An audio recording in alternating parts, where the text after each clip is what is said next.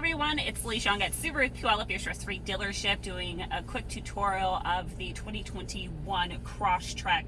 This is the limited model, has the 8-inch multimedia plus screen. We are going to do a quick tutorial on how to adjust your time and the clock in your new Crosstrek. So you're going to go to settings, you will hit the vehicle, go to time and date. You'll have the option of the manual way, so all you have to do is adjust it by your hour and by your minute and hit the check sign, so it automatically adjusts. So you can go back and also change it to auto, so you can link up with your satellite and your smartphone and it will automatically adjust your time accordingly.